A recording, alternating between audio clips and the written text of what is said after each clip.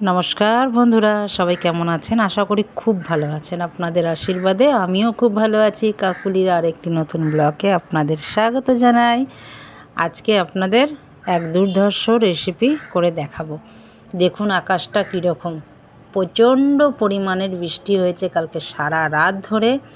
তো আজকেও কিন্তু বেশ ঝলমলিয়ে সকালবেলাটা রোদ উঠেছে। সকালবেলার দৃশ্য তো জানেন কি সুন্দর যে লাগে আমার বাড়ি থেকে। আর এই পুকুরের জলগুলো দেখুন একদম টলটল করছে, পুরো একদম যেন নিট অ্যান্ড ক্লিন শান্ত নদী বয়ে চলেছে। দেখুন কি যে ভালো লাগছে, তার মধ্যে কিন্তু অস্বাভাবিক গরমও আছে।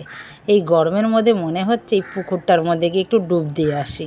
কার কার কার এরকম মনে হচ্ছে বলুন তো? এরকম জল দেখলেই মনে হয় একটু ডুব দিয়ে আসি।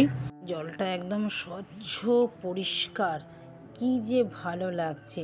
আর এইটা কিন্তু পুকুর, জানেন, পুকুর খুব একটা যে বড় তাও না, আর খুব যে ডিপ তাও কিন্তু না। কিন্তু এর মধ্যে না জোয়ার ভাটা হয়, জানেন। প্রত্যেকটা দিন সকালবেলা জোয়ার ভাটা আমি দেখি, আবার বিকেলবেলা জোয়ার ভাটা হয়, আবার সন্ধেবেলা। যেমনি গঙ্গায় 3 টাইম জোয়ার ভাটা হয়, এই পুকুরটার মধ্যেও 3 টাইম জোয়ার ভাটা হয়। এখন কিন্তু জোয়ারের জল যাচ্ছে দেখছেন, তার জন্য কিন্তু পুকুরটা একদম পরিষ্কার স্বচ্ছ, দেখতেও খুব ভাল লাগছে। আর একদম জলে পরিপূর্ণ, মনে হচ্ছে একদম স্বচ্ছ একদম।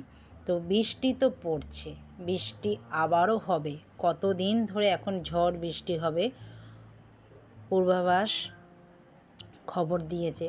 তো ঝড় হলেই, বৃষ্টি হলেই তো মনে হয় আমাদের কিছু খাওয়ার কথা। তো ভাজাপুরি খাওয়ার কথাই মনে হয় সর্বপ্রথম। তো এখন ভাজাপুরি করতে গেলে তো কী ভাজবো?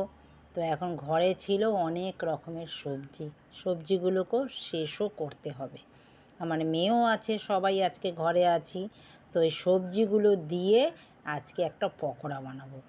এই বর্ষাকাল বলবো না, কিন্তু বৃষ্টি অনবরত বৃষ্টি হয়েই যাচ্ছে 3-4 দিন ধরে। তো এই সবজির মধ্যে একটু পেঁয়াজ দিয়েছি, নানা রকমের শীতের যে সবজিগুলো থাকে সে সবজির মধ্যে দিলাম একটু আদা কুচি, একটু রসুন কুচি, পেঁয়াজ কুচি, বেসন, একটু অরিগানো, একটু চিলি ফ্লেক্স, একটু আজওয়ান দিয়ে ভালো করে একটা মেখে নেব। বেশ মসৃণ টাইপের একটা ব্যাটার তৈরি করে নেব।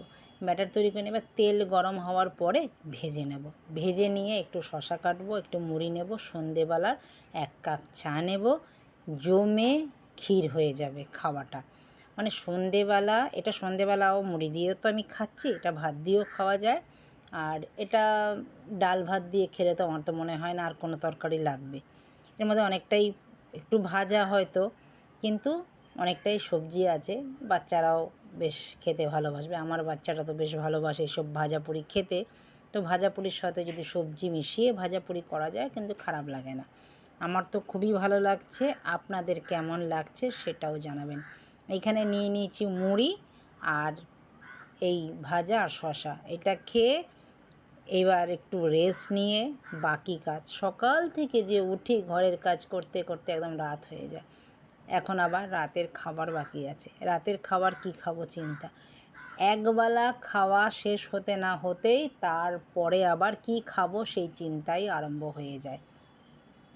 এখন সন্ধেবেলা একটু খেয়ে নিচ্ছি মুড়ি, 3 বেলা খাওয়ার চিন্তা। এই যে হাউসওয়াইফদের মানে কি যে একটা সমস্যা না, মানে কি বলবো। মানে একবেলা খেলেই আরেকবেলার চিন্তা। সকালে খেয়েছি, দুপুরে কি খাবো সেই চিন্তা, দুপুরে খাবার পর আবার সন্ধেবেলা একটা চিন্তা, সন্ধেবেলা খাবার পর আবার রাতে কি খাবো সেই একটা চিন্তা।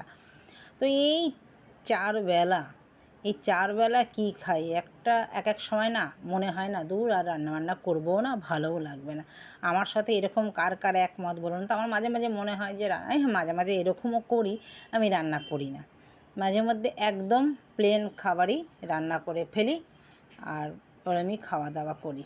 তো এখন আমি বানিয়ে নিচ্ছি ডালিয়া। ঘরে ডালিয়া আছে, আর সকালবেলাও অনেক কিছু খাবার খেয়েছি, সন্ধেবেলা খেয়েছি, যেহেতু রাত্রেবেলা আজকে সবাই মিলে খাবো ডালিয়া। সবাই বলতে আমরা ঘরে রয়েছি 3 জন। ডালিয়ার মধ্যেও একটু নিয়েছি ডালিয়া, যতটা পরিমাণের আমাদের লাগবে ততটা। একটু মুসুর ডাল নিয়েছি আর একটু সোয়া কিমা নিয়েছি, নিয়ে একটু ভালো করে ধুয়ে নিয়েছি।